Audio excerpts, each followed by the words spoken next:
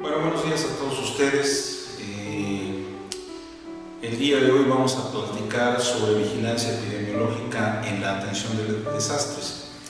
Y antes de comenzar la charla en forma como tal, hablando de lo que es vigilancia en la atención de estos eventos, es necesario primero que hagamos o establezcamos la definición de qué es un desastre. Y de acuerdo a la Organización Mundial de la Salud, un desastre es cualquier evento, ya sea natural o bien producido por el hombre o una combinación de ambos, que cause daño, trastornos ecológicos, pérdidas en vidas humanas, en recursos, en deterioro de la salud, pero que sea la pérdida, que sea el daño de tal magnitud que la comunidad, el país donde ocurrió tal evento, no puede enfrentarlo por sus propios medios y tenga que recurrir a una respuesta desde fuera de la comunidad, del área afectada o incluso en el país. Y entramos aquí con una situación, hablamos de desastres producidos por eventos o fenómenos naturales producidos por el hombre y algunos de tipo mixto. Y revisemos brevísimamente algunos de ellos. Y dentro de los eventos producidos por fenómenos naturales tenemos, por ejemplo, los de tipo geológico, como pueden ser los sismos, como pueden ser las erupciones volcánicas, y otro muy importante, los fenómenos de índole hidrometeorológica. Específicamente estamos hablando de inundaciones súbitas, de las mareas asociadas a huracanes o incluso de tsunamis, que son verdaderas máquinas de matar gente. Por lo que toca a los desastres producidos por el hombre, hay dos grandes vertientes: los de índole tecnológica, y recuerden ustedes ejemplos muy sencillos: el desastre de 1984 en la India, en Bhopal, cuando hay una fuga de un gas cianurado, por decirlo de alguna manera, que causa algo así como 8 a 10 mil muertes. El más cercano a nosotros todavía, incluso el desastre nuclear de Chernobyl, dado por la fusión de aquel reactor nuclear, y recientemente, hace unos cuantos años, hace un año de hecho, el desastre nuclear de Fukushima en Japón, el cual en estricto sentido se debió a una combinación de un desastre natural, es decir, el tsunami, que afectó fuertemente a la central nuclear, y después pues hubo fallas del tipo humano que conducieron a la fuga de radiactividad. Pero también tenemos los desastres de tipo socioorganizativo, y dentro de estos sobre todo están los relacionados con la guerra, ya sea una guerra convencional como tal, con los desplazamientos de poblaciones provocados por la violencia, y lamentablemente lo que vemos en varias partes de diversos países, como son la guerra de baja intensidad, ya sea contra los grupos guerrilleros en un momento dado de insurgentes, o incluso lo que es la violencia callejera magnificada, sobre todo por el fenómeno del narcotráfico. Y tenemos el tercer grupo de desastres, que es el de los desastres de origen mixto, y dentro de los cuales podemos tener sobre todo dos grandes grupos: los de tipo sanitario, y el ejemplo que mejor se ajusta a esto es el problema de la infección o el síndrome de pulmonar por hantavirus. Brevísimamente, para ponernos en contexto, recuerden ustedes que el síndrome pulmonar por hantavirus se identifica en 1993 en la región de las Cuatro Esquinas en los Estados Unidos, y tiene que ver sobre todo con la situación de lluvias abundantes en esa zona desértica de los Estados Unidos, que permitieron una gran proliferación de plantas de las cuales se nutrían cierta especie de ratones, que son los reservorios del virus.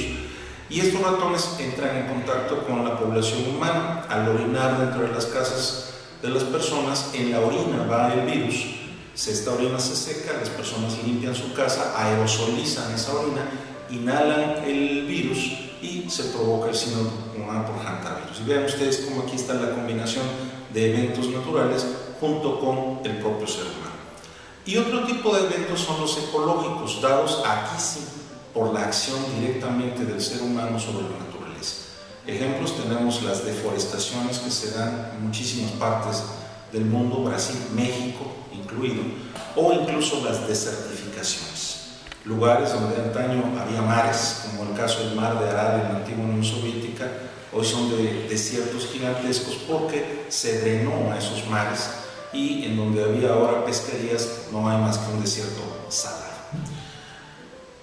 Pero estos son los desastres. Tenemos un segundo evento con el cual debemos señalar, y que son las urgencias epidemiológicas.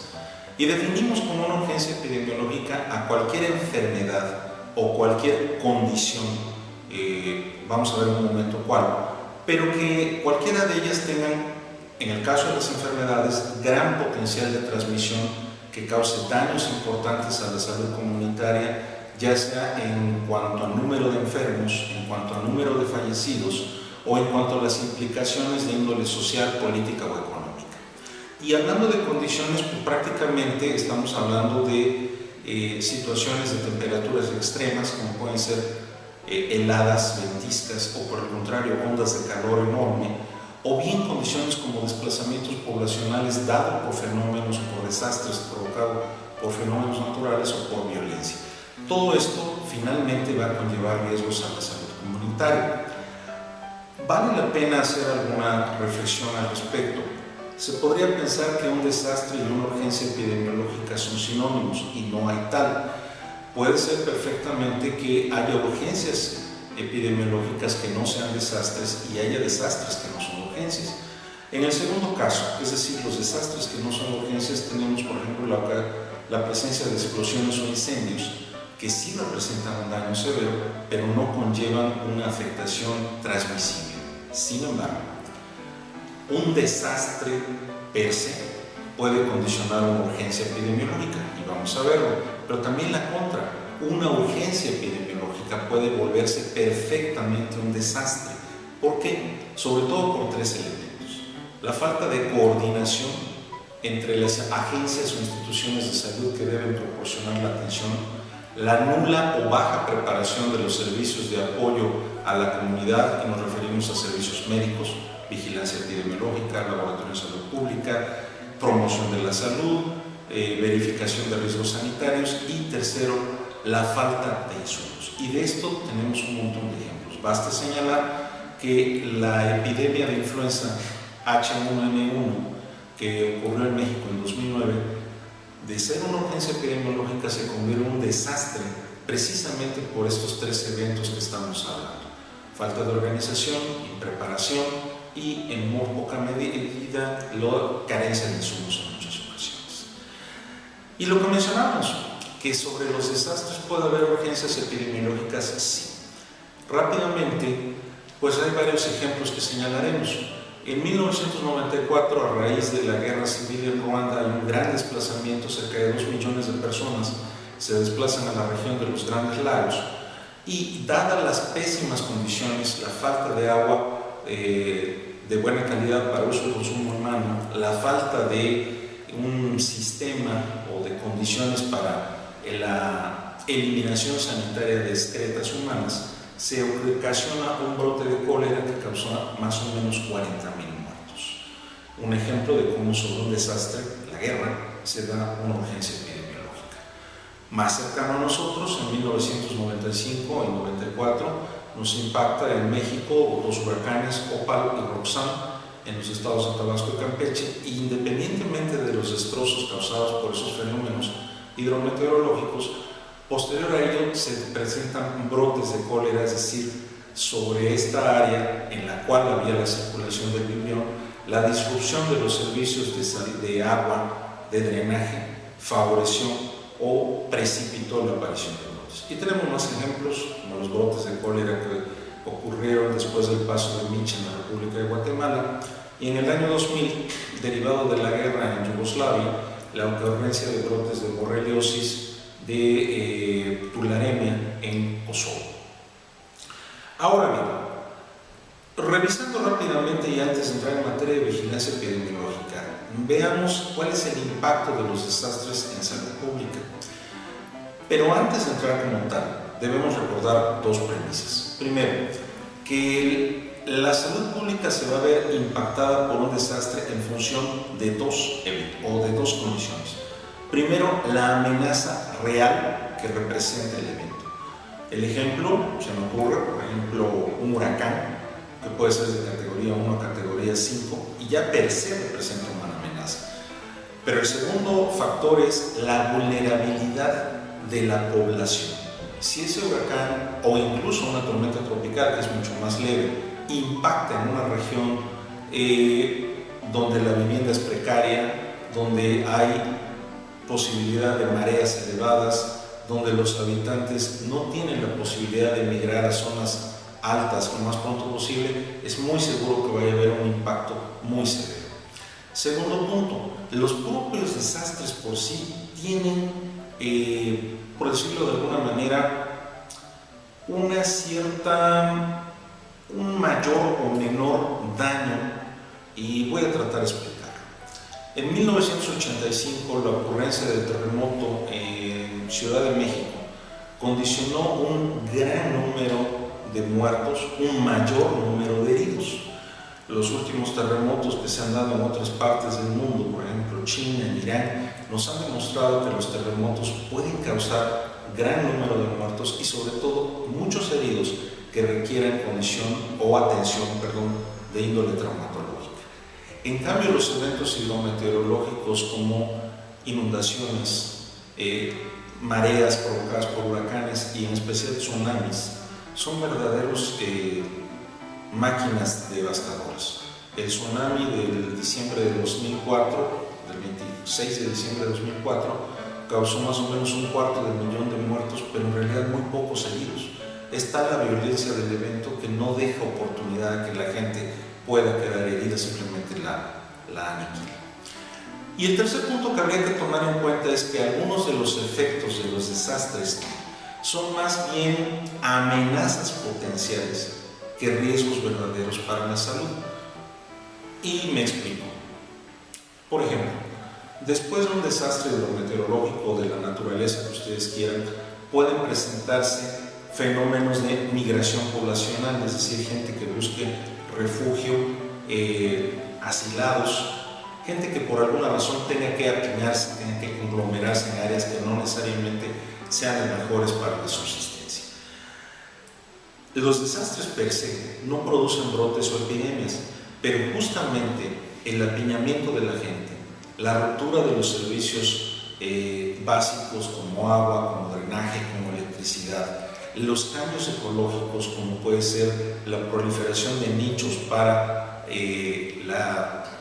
valga la redundancia, la proliferación de fauna nociva, como por ejemplo mosquitos vectores de diversas enfermedades tales como dengue o paludismo, eso sí que puede favorecer la emergencia de brotes o de epidemias. Hay algo que vale la pena reconocer después de haber hecho estas tres condiciones o haber señalado estas tres condiciones, y es que los daños a la salud no ocurren todos al mismo tiempo en la zona que haya sido impactada, ni siquiera con la misma intensidad. Se sabe, no de ahora, sino de hace mucho tiempo, que después de un fenómeno, por ejemplo, de tipo hidrometeorológico, hablemos de inundaciones o huracanes, las enfermedades que tienden a aumentar rápidamente si no se hacen las acciones preventivas y de control son las enfermedades diarreicas agudas y las infecciones respiratorias. En ese mismo terreno impactado por un fenómeno hidrometeorológico, un poco tiempo después, quizás 2 o 3 semanas, es muy probable que comiencen a aparecer enfermedades transmitidas por vector o enfermedades inmunoprevenibles. Y eso está dado sobre todo en función de los periodos de incubación de los vectores o de incubación de las enfermedades. De tal suerte, pues, que sí es importante reconocer que hay unos riesgos que se presentan mucho más tempranamente y otros se presentan en un plazo un poco más mediano. Y esto puede hacer que se puedan encaminar las acciones preventivas y de control para uno u otro en momentos determinados. Finalmente, y antes de pasar a hablar ya un poco más específico sobre vigilancia, debemos reconocer que los desastres tienen o originan problemas comunes de salud, y dentro de esos están las reacciones sociales. Y las reacciones sociales pueden ir desde la apatía de la gente, de la población afectada, hasta reacciones violentas, incluso motines, justamente provocados por la desesperanza. Puede haber también, no que los provoquen los desastres, pero sí que faciliten la ocurrencia de brotes o epidemias de enfermedades transmisibles. Y desde luego un punto que va de la mano con las epidemias o brotes son los desplazamientos poblacionales. Vuelvo a repetir, el hecho de que a un refugio temporal llegue una cantidad de personas que no solo llevan sus ropas, no solo llevan sus maletas, sino también llevan sus propios gérmenes en las condiciones quizá no mejores de habitabilidad, de disponibilidad de agua, de alimentos inocuos. Bueno, ese solo hecho puede favorecer la ocurrencia de brotes o epidemias. Y desde luego un cuarto evento es la exposición climática.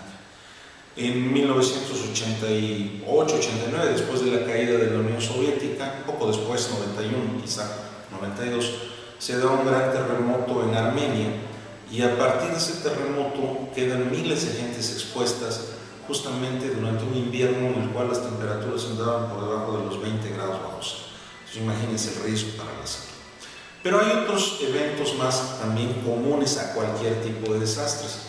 Y uno de ellos es la falta de agua para uso y consumo humano, la falta de agua de buena calidad, así como las fallas en todos los servicios de infraestructura básica. Estamos hablando de drenaje, estamos hablando de tratamiento de aguas residuales, estamos hablando de fallas del sistema de energía eléctrica. No es muy frecuente, pero podría haber carencia de alimentos y desnutrición después de un desastre, sobre todo si hay cortes de las vías de acceso, ya sean de autopistas, de carreteras que quedan cortadas. Podría eventualmente haber carencia de alimentos y si esta se prolonga, llevar a problemas de desnutrición. Y algo que en ocasiones se deja de lado es el impacto que tienen los desastres sobre la salud mental, y no solo de la población que está siendo impactada directamente por el evento, sino también de los propios servicios o del propio personal que tiene que atenderlos.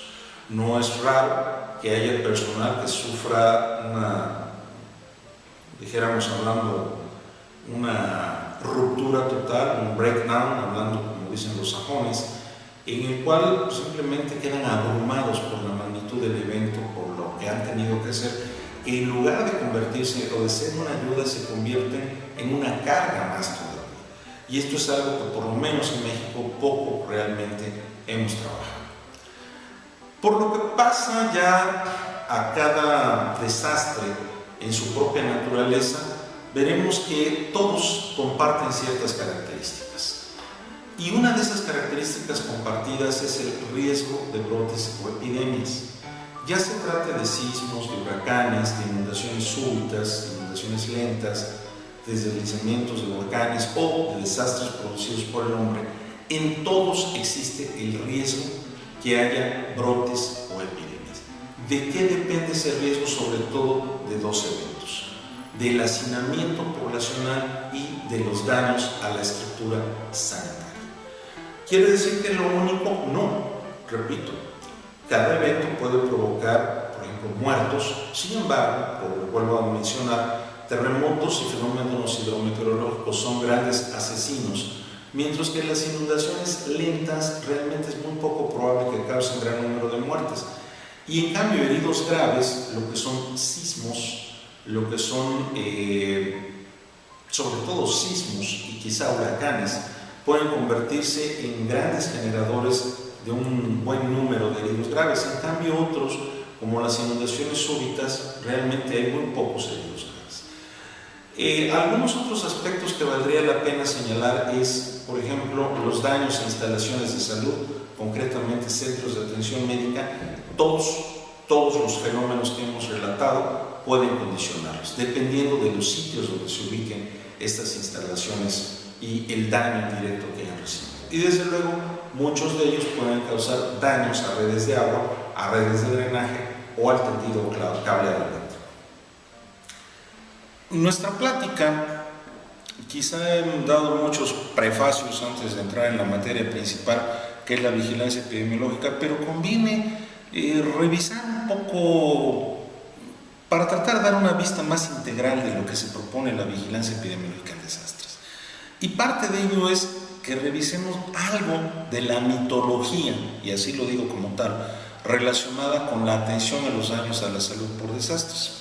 Miren, el doctor Claude Deville-Degollet, ya hace varios años, justamente identificó, junto con su grupo de trabajo, 10 grandes mitos en la atención de los desastres. Y revisémonos rápidamente todos y cada uno de ellos.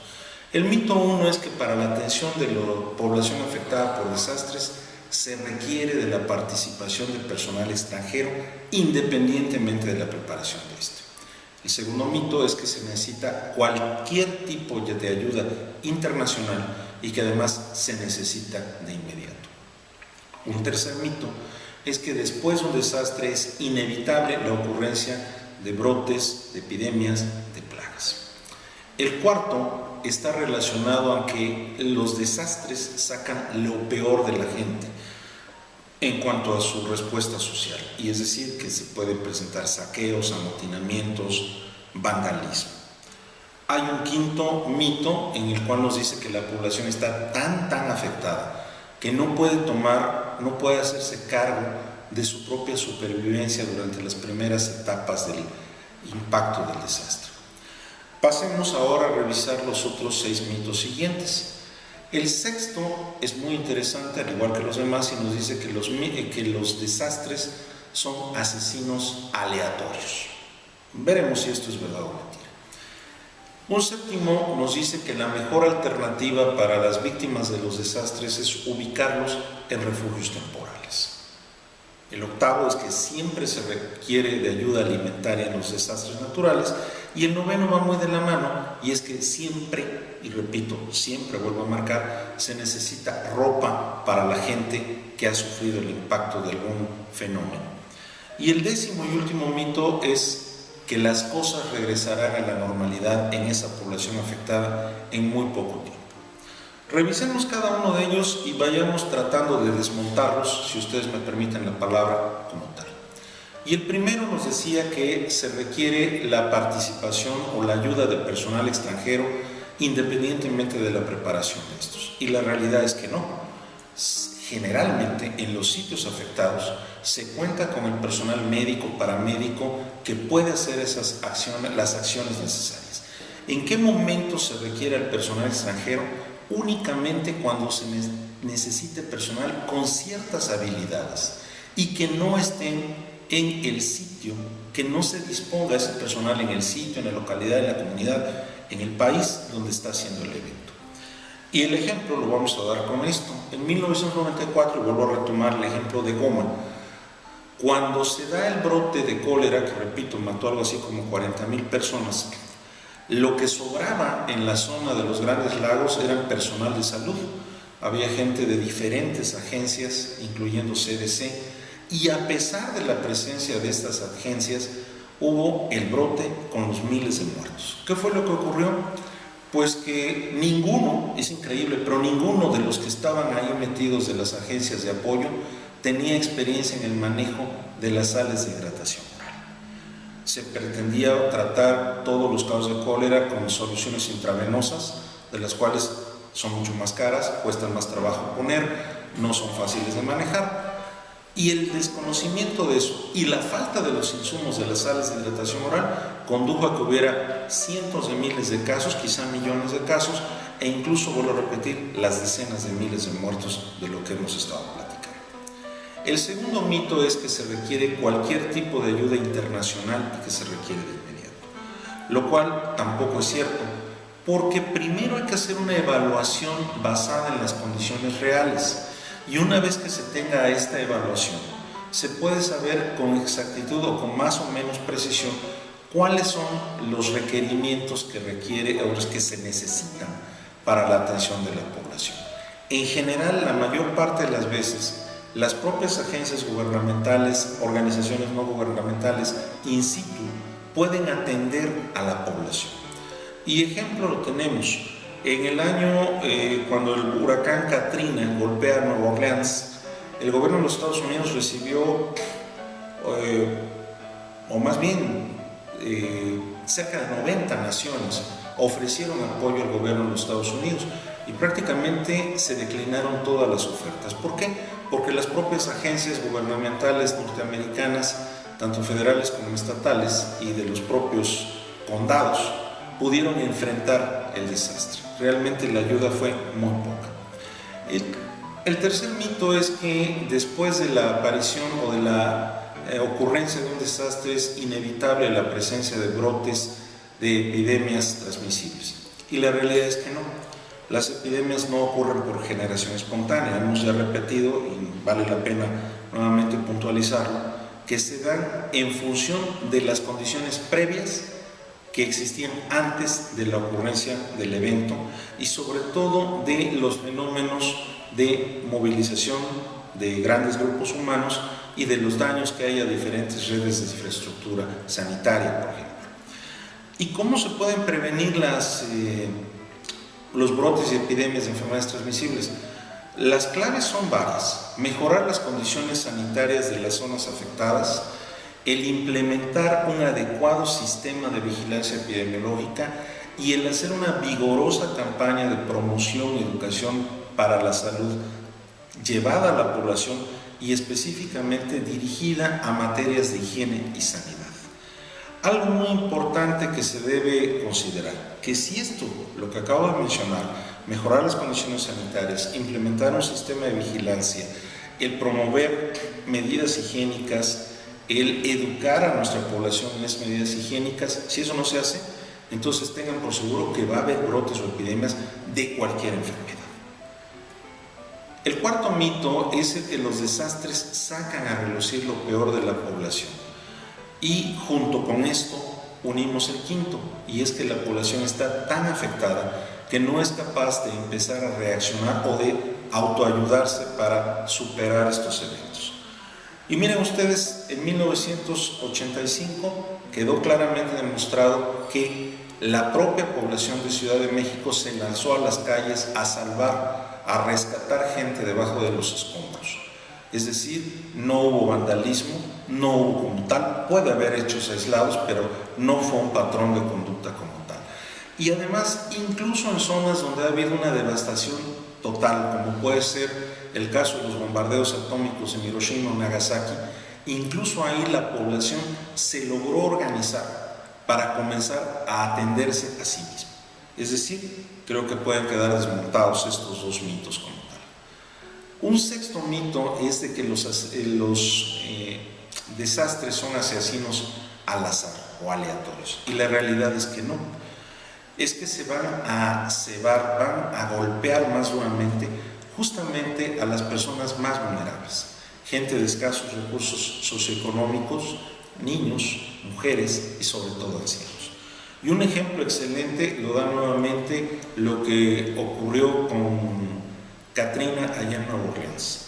Se sabe que más o menos la gran mayoría de la población afectada eran gente de escasos recursos, más o menos un 20-25% de la población afectada tenía niveles de vida por debajo de la línea de la pobreza de los Estados Unidos. Además, un segundo punto es que la población mayoritariamente afectada vivía en zonas que anteriormente fueron pantanos y que por lo tanto eran susceptibles a inundarse en cualquier momento. ¿Y por qué vivían en esas zonas que anteriormente eran pantanos? Porque eran las zonas donde podían tener sitio para construir o para conseguir una casa. Nuevamente fueron grupos vulnerables los que más se afectaron. El séptimo mito es que la mejor alternativa para atender a las poblaciones afectadas es ubicarlos en refugios temporales, y en realidad esta debe ser la última alternativa. Sobre todo en nuestros países, en América Latina, felizmente tenemos las redes familiares en las cuales es bastante seguro refugiarse ante condiciones de un desastre.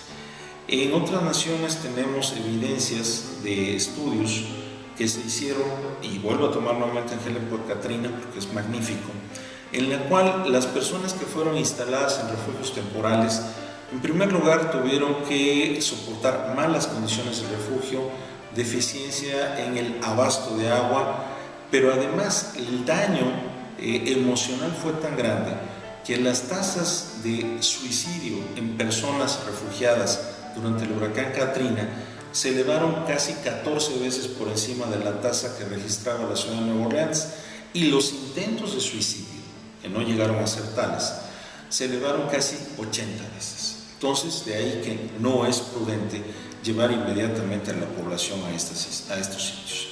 Y los mitos 8 y 9 que van relacionados con que siempre se requiere ayuda alimentaria en desastres naturales y el que siempre se requiere el apoyo de ropa, pues analicémoslo. En cuanto a la ayuda alimentaria, en realidad es poco probable que se acaben cosechas, que el abasto de un área quede tan dañada que no haya nada que comer. Sin embargo, hay que reconocer que puede haber cortes a las vías de comunicación que impidan la llegada de suministros. Eso es un hecho. Y el otro es que puede haber daños, sobre todo a los servicios eléctricos, que impidan el bombeo de agua, que impidan el funcionamiento de plantas de tratamiento de agua o de potabilización de agua. Vale la pena recordar, hablando de ayuda alimentaria, el impacto tan grande que representa el agua para los refugiados. Se ha estimado que para la atención de un refugiado, hombre, mujer o niño, se requiere un promedio de 5 litros diarios. Imaginen ustedes la cantidad de agua que se requiere para atender a un refugio donde haya 1000 personas. Estamos hablando de 5.000 litros diarios. Y la pregunta es si hay las posibilidades de proporcionar esos 5.000 litros de agua de buena calidad. El mito número 9 que nos hablaba de la donación, el requerimiento de ropa. Y es que realmente la ropa que se da muchas veces no es la adecuada para las necesidades locales, incluso puede ir en contra de normas culturales, y puede ser que las víctimas la acepten, y quién sabe si lo utilicen. Y el último mito, el que nos dice que las cosas regresarán a la normalidad en pocas semanas, pues lamentablemente es quizá el que menos tenga algún sustento. La verdad es que los desastres pueden tener un impacto muy duradero. Hay desastres que afectan a países enteros, impidiéndoles que puedan tener accesos a sus propios recursos, alterando su comercio exterior, alterando su comercio interior. Y un ejemplo de esto lo tenemos con lo que ocurrió en Haití en el año 2010, después de justamente el terremoto de enero de 2010. Pues ya llevamos más de 2 años y las cosas en ese país aún no han regresado a la normalidad. Incluso lamentablemente han tenido ya que sufrir brotes de cólera, importado por cierto, pero difícilmente se puede hablar de un regreso a la normalidad pasados 2 años en ese país impactado por aquel desastre. ¿Qué ocurre después del impacto de un desastre? Se necesita establecer ciertas líneas estratégicas comunes que todos los actores, todas las agencias involucradas en la atención del desastre deban seguir. Vale la pena hacer una reflexión, y es que la atención en general de un desastre debe tener 4 características. Debe ser anticipada, debe ser inmediata, eficaz y sobre todo coordinada. Y aquí estamos hablando que se requiere justamente una gran interrelación entre todas las agencias de salud, sean públicas, privadas, gubernamentales, no gubernamentales, para tomar las mejores decisiones. En nuestro país, en México, las diferentes instituciones de salud, una vez, incluso antes de que haya ocurrido un desastre, como podría ser el caso de huracanes, porque se sabe que vienen en camino a algún sitio determinado, todas las instituciones relacionadas con salud, desde la Secretaría o Ministerio de Salud hasta las Fuerzas Armadas, se conjuntan en el llamado Comité de Vigilancia Sanitaria o Comité de Vigilancia en Salud, o Comité de Seguridad de Salud, que es una tercera denominación que se le da. Y este Comité de Seguridad de Salud, ¿qué es lo que tiene que establecer? Líneas estratégicas para seguir. Brevemente, estas líneas estratégicas incluyen la definición de áreas de riesgo, el establecimiento de políticas de atención médica para la población, de vigilancia de la calidad de agua y alimentos, así como de verificación sanitaria, la información que se va a proporcionar no solo a la población, sino también a las autoridades que necesiten saber esa información. Y dejo al final, no porque sea lo último, sino para tratar de saltarla, la última línea estratégica es la vigilancia epidemiológica. ¿Y por qué la vigilancia epidemiológica? Miren, en un desastre, una vez que ha pasado, ¿cómo repercuten los servicios de salud? Bueno, los servicios de salud, primero que nada, van a tener que reorganizarse para atender a la población afectada, van a tener que colaborar para determinar el número de personas que fue afectada por el evento, tendrán que participar o incluso ellos mismos hacer evaluaciones rápidas en salud para determinar la población en riesgo, para determinar los riesgos que enfrenta esa población y para establecer las mejores medidas preventivas y de control. Además hay otro punto, y es que tendrán que adecuarse con sus recursos para enfrentar la problemática derivada del desastre. Por si fuera poco, el propio desastre y la atención del mismo van a cobrar su cuota con los servicios de salud, y me explico. Es muy probable que vaya a enfrentar los servicios de salud falta de capacidad resolutiva. ¿Por qué? Porque sus trabajadores, médicos, enfermeras, paramédicos, técnicos de todo tipo se agoten por la demanda, o incluso ellos mismos sean damnificados y tengan que ver cómo está su propio núcleo familiar antes de poder dedicarse a su trabajo. Por otro lado, puede haber agotamiento de recursos, falta de insumos si es que no hubo la previsión de tenerlos, y además pueden enfrentar daños estructurales.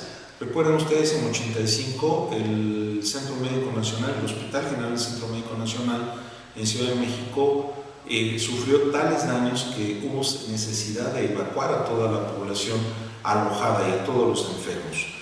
Además de todo esto, el punto es que los servicios de salud no pueden parar, sino que tienen que seguir dando los servicios asistenciales que ya estaban dando, y en todo caso tendrán que priorizar esos servicios en razón de el daño o la amenaza a la salud pública de la comunidad afectada. Repasemos brevemente lo que es la vigilancia epidemiológica. Hay un montón de definiciones. Yo únicamente me permito recordarles una de Tucker, el cual dice que la vigilancia epidemiológica es un proceso que incluye la colección sistemática y continua de información relacionada con riesgos, enfermedades o condiciones que afectan a la salud de la población, y además que incluye en la propia vigilancia el análisis de esta información, la interpretación de la misma y la difusión. Y la vigilancia epidemiológica es vital, es clave para planear, para implementar, para evaluar programas de salud. Y su objetivo final, recuerden ustedes, es la utilización de esa información para prevenir y, en su caso, controlar los daños a la salud. En el caso de los desastres, evidentemente, guarda ciertas características que conviene mencionar en un momento más.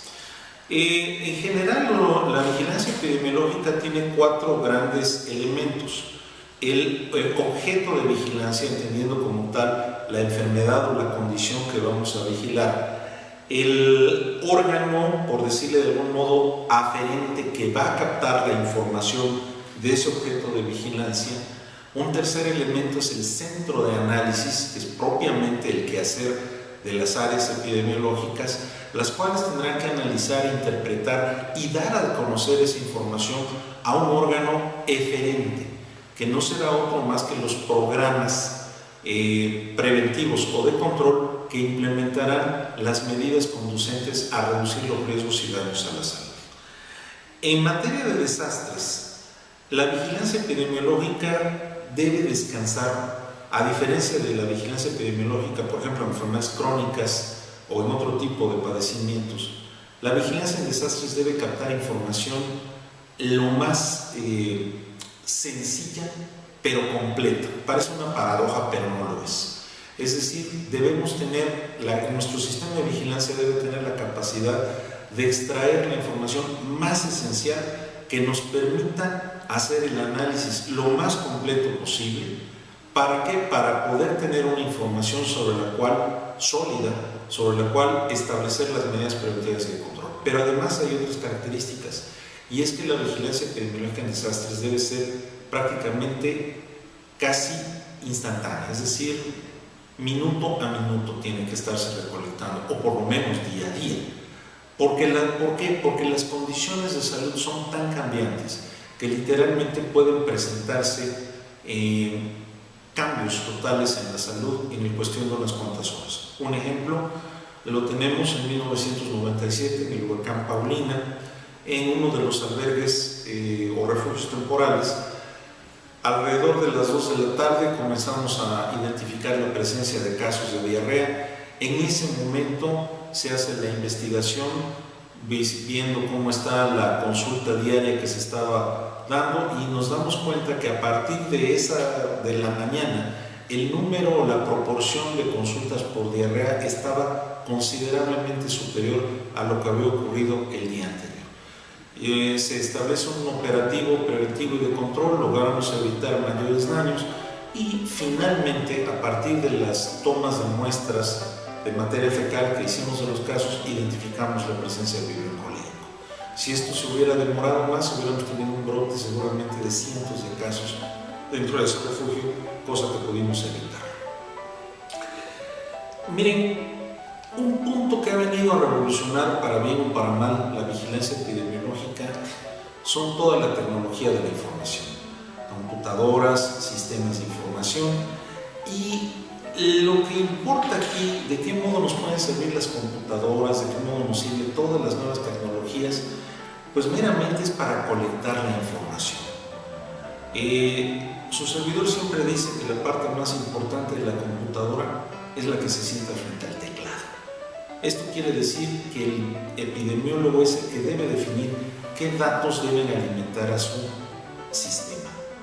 Datos que sean sencillos, que sean completos, y captarlos en instrumentos que sean también sencillos, que sean ágiles, que le permitan el manejo de esos datos para extraer información de utilidad, que le permita caracterizar los riesgos y eventuales daños a la población.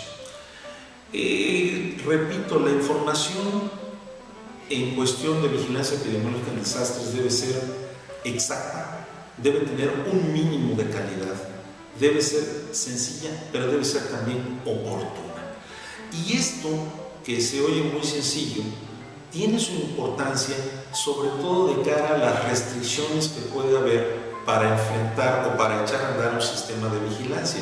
Y estas restricciones pueden ser de orden logístico, desde que no se tenga el personal adecuado, de que no se tenga el material necesario para echar a andar el sistema, carencias en el equipo de luz, por ejemplo, de energía eléctrica, hasta dificultades para hacer el análisis de la información. Y como además vamos a tener una sobrecarga de trabajo muy importante, esto nos implica usar herramientas sencillas y efectivas. ¿Y todo esto para qué? Pues hay un adagio, y creo que es muy válido para la vigilancia epidemiológica en general y específicamente en desastres. Es poco probable que podamos estar 100% ciertos de algo, pero el adagio dice y reza así: es mejor estar aproximadamente en lo cierto que estar certeramente equivocado. Tendremos que trabajar con algún grado de incertidumbre y, bueno, es preferible eso a no tener ninguna información. ¿Cuáles son los objetivos de la vigilancia en desastres? Son varios, y uno de ellos es estimar la magnitud del impacto del fenómeno, del evento, en la salud comunitaria, identificar los riesgos y daños a la salud que enfrenta la población afectada, establecer qué necesidades tiene esa población, dirigir o, en su caso, orientar o reorientar los recursos para enfrentar esas necesidades, y detectar cambios en prácticas de higiene, de manejo de alimentos, de manejo de excretas, de atención médica que en un momento dado nos puedan empeorar algún problema. Desde luego, otros objetivos incluyen el definir tendencias de las enfermedades, el detectar oportunamente brotes o epidemias, la evaluación o el evaluar la efectividad de las medidas que se están aplicando, identificar necesidades de investigación, y toda esta información colectada de estos objetivos anteriormente señalados nos va a permitir mejorar y afinar nuestros planes para las contingencias que eventualmente se requieran.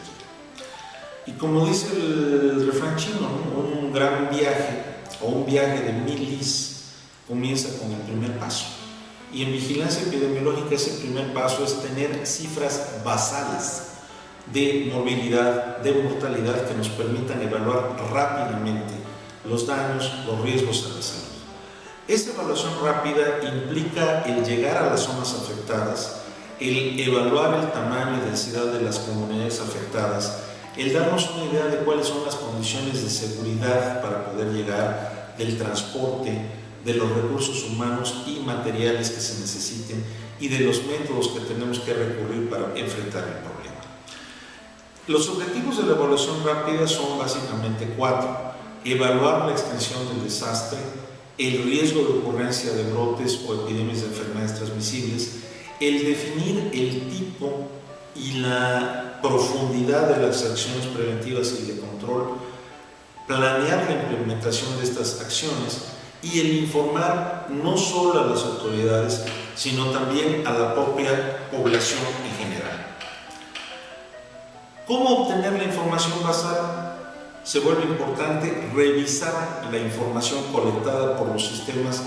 No me parece lo mejor, pero vamos a utilizar la palabra rutinarios, tanto de movilidad como mortalidad, revisar la información geográfica o ambiental de la zona afectada, hacer una inspección in situ del área afectada, entrevistarnos con actores clave de las zonas afectadas y en dado caso hacer encuestas rápidas. ¿Y cuál es la información que nos interesa? Mucha. Información relacionada con aspectos demográficos, con aspectos de movilidad, de mortalidad, de la disponibilidad de agua, alimentos, del estado de las redes de infraestructura de agua, de saneamiento, de energía eléctrica, el estado de la habitabilidad de los refugios temporales y de su saneamiento, en fin, toda la información que en un momento dado nos pueda ser de utilidad. Y una vez que tenemos esto, pues entramos ya al arranque del sistema como tal. Y este arranque implica que, bueno, podemos captar los datos que nos interesan, pero esos datos tenemos que vaciarlos en alguna base de datos que nos permita, pues, la captura, el procesamiento y el análisis. Y esto nos lleva a hacernos una serie de preguntas, dentro de las cuales ninguna de ellas me parece ociosa. Y tales preguntas son, bueno, ¿quién va a manejar el sistema? ¿Lo van a manejar epidemiólogos? ¿Lo van a manejar personal de salud que no es epidemiólogo? ¿Lo van a manejar incluso técnicos en atención primaria? ¿Qué vamos a vigilar? ¿Qué tipo de enfermedades o de síndromes vamos a vigilar? Además, ¿a quién vamos a vigilar? ¿A la población en general? ¿A los refugiados? ¿A gente desplazada? ¿Y qué datos nos interesan? Nos interesa el número de casos, el número de defunciones, reportes de laboratorio que nos informen sobre la presencia de un agente de interés, determinaciones de cloro residual. ¿Qué nos interesa? No son las únicas cosas que nos debemos preguntar. ¿Quién nos va a dar los datos? ¿Personal de salud? ¿Personal habilitado? ¿Personal no médico? ¿Y con qué periodicidad se le van a pedir? ¿Por hora? ¿Por día? ¿Cada qué tiempo? ¿Cómo vamos a colectar esos datos? ¿Tenemos formatos en papel? ¿Tenemos formatos o medios informáticos? ¿Qué tratamiento vamos a darle a esa información? ¿Cómo se va a hacer el análisis? ¿Esperamos sacar tablas? ¿Esperamos sacar gráficas? Y el otro punto, ¿cada qué tiempo? ¿Con qué frecuencia tenemos que hacer ese análisis? ¿Una vez al día? ¿2 veces al día? ¿Cada tercer día? ¿Semanalmente? Esto es muy importante. Si pensaban que ya era lo único, no. La verdad es que una vez que tengamos esa información, que ya la hayamos obtenido, ¿cómo la vamos a diseminar? Vamos a establecer boletines, electrónicos. ¿Cuál es la periodicidad de estos boletines? ¿Diario? ¿Semanal? ¿A quién se tiene que ¿a quién se tiene que informar? ¿Únicamente autoridades de salud? ¿Autoridades de protección o de defensa civil? ¿Autoridades políticas? ¿Cómo vamos a informar a la población? ¿De qué suerte? ¿Qué le debemos decir? ¿Cuáles son las medidas preventivas? ¿Cuáles son las medidas de control? Y entramos quizá con una de las últimas preguntas, puede haber más, a mí se me ocurren estas. ¿Qué acciones preventivas y de control vamos a tomar? Y todo esto, si no tenemos respuestas a estas preguntas, la verdad es que la información que colectemos a lo mejor no es la que necesitamos, o a lo mejor ni siquiera es importante. Y además, debe existir un compromiso específico orientado a la acción. Vamos a captar información para hacer algo. Si no hacemos eso, ¿para qué molestamos a la gente en que nos mande información? Es más, ¿para qué instauramos un sistema de vigilancia si no estamos respondiendo esas preguntas? Las líneas estratégicas propiamente ya de la vigilancia epidemiológica, pues son, creo yo, podemos resumirlas en 4. Iniciar la notificación de casos o condiciones de vigilancia epidemiológica que vamos a vigilar. ¿Qué nos interesa? ¿Casos de enfermedades? ¿Nos interesan síndromes o nos interesan condiciones? A la brevedad inmediata, implementar todas las medidas necesarias para prevenir y controlar el riesgo o los riesgos y daños a la salud.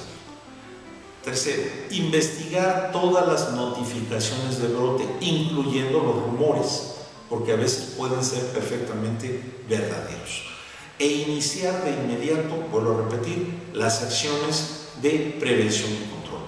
Hay aquí un punto importante, y dentro de esta línea estratégica, quizá la obvia, es comenzar de inmediato la promoción y educación para la salud a la comunidad afectada por el evento. Hay un punto que vale la pena destacar, y es que si nuestra información no es de calidad, el juicio que nos podamos hacer, quién sabe si va a ser el mejor. ¿Cuáles son las actividades básicas en la vigilancia epidemiológica? Son varias, revisémoslas. El primero es la detección del evento sometido a la vigilancia, el registro de este evento en las variables de tiempo, lugar y persona, la confirmación del evento, la notificación a los niveles jerárquicos superiores, el análisis de la información y la realimentación a todos los actores involucrados en la vigilancia epidemiológica. Miren ustedes, si no se detecta la enfermedad, pues no hay mucha vigilancia epidemiológica que hacer, pero si no se notifica el caso a las autoridades, pues tampoco hay vigilancia epidemiológica que hacer. Recuerden ustedes, dependiendo de nuestras diferentes naciones, que hay enfermedades que son de notificación obligatoria. Y es un punto muy importante el hacerle saber al personal de primer contacto que independientemente de la calidad clínica que tenga, de sus conocimientos médicos, y si tuviera algún rudimento epidemiológico sería magnífico, a lo que está obligado es a notificar ineludiblemente la posible ocurrencia, o no la posible presencia de casos de alguna enfermedad que nos estamos vigilando. El registro y la confirmación del evento también es importante. Lo que vamos a vigilar de los eventos, los datos que nos interesan deben ser selectos, deben ser oportunos y deben registrarse en las variables de tiempo, es decir, cuándo enfermó la persona, lugar, dónde enfermó la persona y persona. ¿Qué características tiene la persona enferma? ¿Se trata de un niño? ¿Se trata de un adulto? ¿Cuál es el cuadro clínico que tiene? ¿Qué características tiene como tal? Si no tenemos ese registro, no podemos hacer buena vigilancia epidemiológica. Y el cuarto punto es la confirmación de estos eventos. Y los eventos los podemos confirmar, los casos los podemos confirmar por laboratorio, por asociación epidemiológica, por dictamen en muchos casos. Lo importante es que necesitamos saber si aquello que consideramos sospechoso realmente lo es, para saber si las medidas que estamos aplicando verdaderamente van a tener algún impacto o no. Y el otro punto a destacar es el análisis de la información. Y miren ustedes, el análisis de la información, si bien es cierto que se puede hacer a nivel central, a nivel estatal, provincial, departamental, según el caso de nuestros países, el hecho es que donde mejor se debe de hacer es en el nivel local.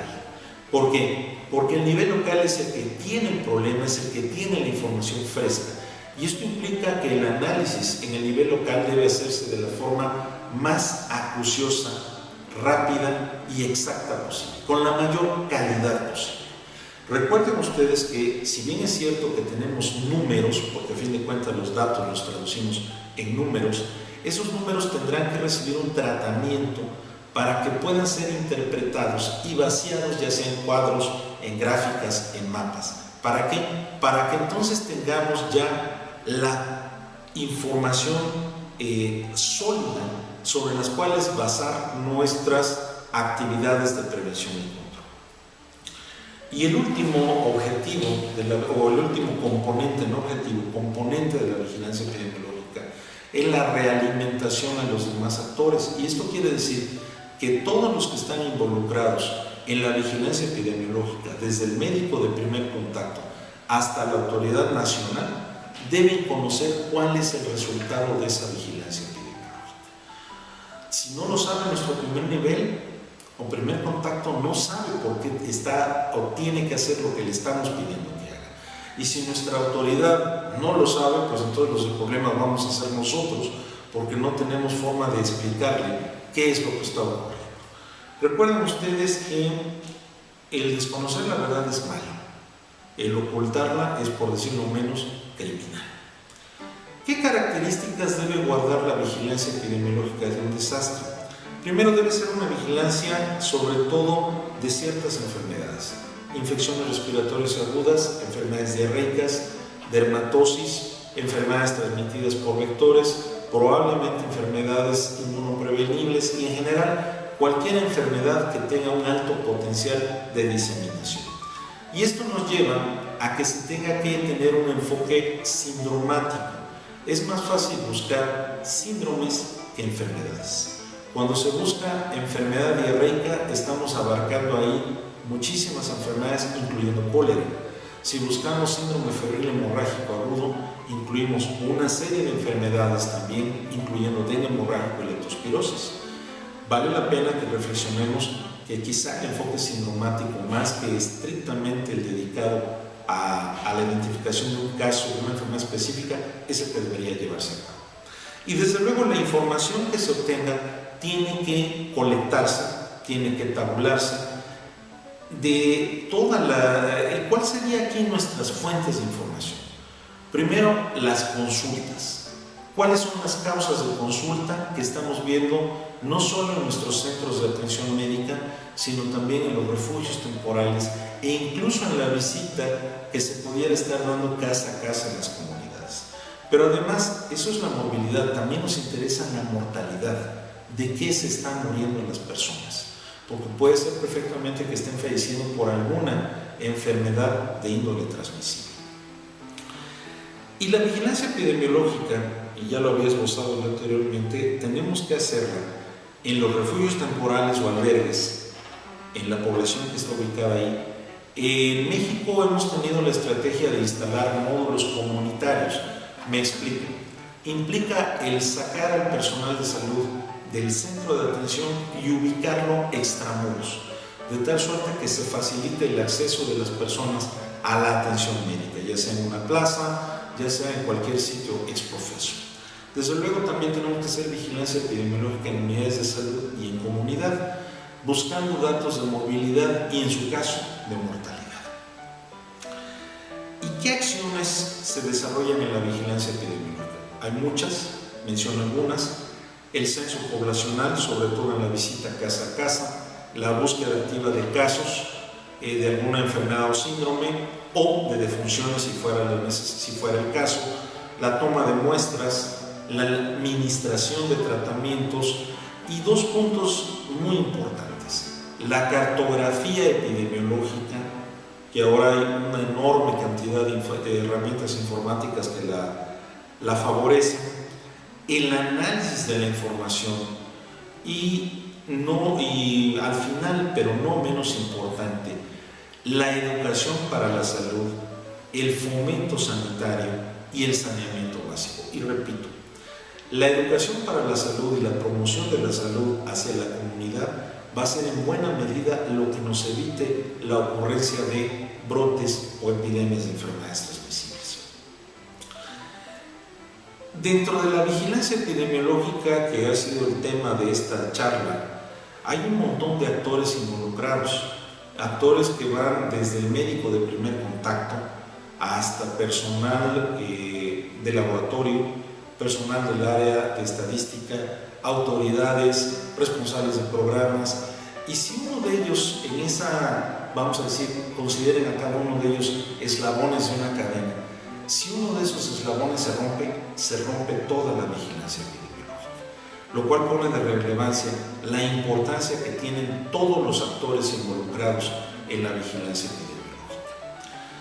Finalizo diciendo que un sistema de vigilancia epidemiológica en desastres en buena medida tiene que estar conceptualizado como un sistema de alerta temprana, entendiendo como un sistema de alerta temprana al conjunto de procedimientos, elementos, estrategias que están destinados a detectar una amenaza potencial o real para tomar rápidamente las acciones necesarias para prevenirlo y controlarlo.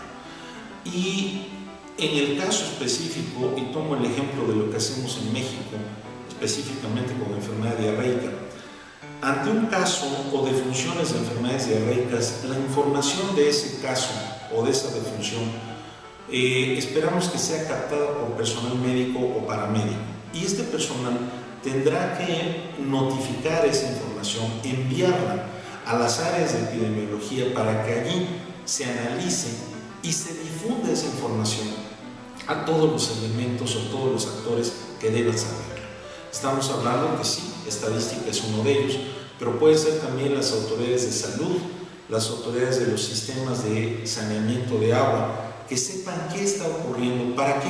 Para que con base a esa información se pueda dar una respuesta médico-sanitaria que incluya desde la cloración de fuentes de agua, la vigilancia de niveles de cloro residual en agua para uso y consumo humano, la promoción y fomento para la salud en materia de manejo de sales de hidratación oral, correcto manejo de agua y alimentos, el desarrollo de búsqueda activa de casos de enfermedad diarreica aguda, la capacitación al personal para el correcto manejo y tratamiento de estos casos, más todo lo que ustedes puedan imaginarse.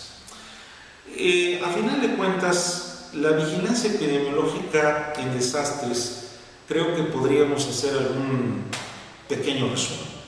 Primero, los desastres no provocan brotes, no provocan epidemias, pero sí pueden dar todas las condiciones para que se presenten. La mejor forma de evitar brotes o epidemias es mejorando las condiciones sanitarias del área afectada y haciendo una vigorosa campaña de promoción y educación para la salud al interior de la comunidad. Tercero, hay que reconocer que los trabajadores de la salud de primer contacto van a ser nuestra fuente de información, son quienes pueden detectar que algo, entre comillas, extraño está ocurriendo. Y que ellos, al notificar, primero, cumplen con una obligación legal, pero segundo, se están convirtiendo en guardianes de la salud comunitaria de su población. También vale la pena destacar, y ha sido un poco repetitivo, pero debo insistir en ello, que el insumo más importante en la vigilancia epidemiológica es la información veraz, oportuna y de buena calidad. Y que los epidemiólogos la necesitamos para trabajar. Si no tenemos datos, si no tenemos información, no hay nada que podamos hacer. Por nuestra parte, el epidemiólogo debe hacer el análisis de esa información de la manera más precisa, más rápida y con la mayor calidad posible. y que la población o la atención a la población afectada por desastres demanda la coordinación de todas las agencias involucradas. Es decir, si no hay coordinación entre las diferentes agencias de salud o agencias que no son propiamente de salud, pero cuyo quehacer tiene que ver con la salud humana, vamos a enfrentar un problema muy serio. Esto pues resalta o remarca la necesidad de que los ministerios de salud trabajen de la mano junto con agencias de seguridad social, junto con agencias dedicadas al saneamiento de agua, al manejo correcto de sistemas de drenaje, por ejemplo. Y implica también la vigilancia epidemiológica, que el epidemiólogo no puede estar en su torre de marfil, no puede estar en la comunidad, no puede estar en la comodidad de su oficina, esperando a que le llegue la información. El epidemiólogo tiene también que salir a patear caminos, tiene que desgastarse la suela de los zapatos. ¿Para qué? Para ir a conocer de primera mano con la comunidad, con los médicos de primer contacto, con los directivos, lo que está ocurriendo, para junto con ellos tomar las mejores medidas preventivas y de control. Y algo que antes de ser epidemiólogo yo fui médico de urgencias y que creo que se adapta muy bien a esto es: si nos vamos a equivocar, equivoquémonos a favor de la comunidad. Es preferible que tengamos falsos positivos a que por ahí dejemos ir algo que después nos dé un serio dolor de cabeza. Y remato esta plática diciendo que en el sistema de vigilancia epidemiológica para la atención de desastres, todos los que colaboren en él son importantes. Desde nuestro técnico en atención primaria hasta las vacas sagradas de la medicina interna, pasando por toda la variopinta fauna médica y paramédica y las autoridades, todos somos importantes. Todos tenemos que jugar o jugamos un papel en la vigilancia epidemiológica para la atención de los desastres. Muchas gracias.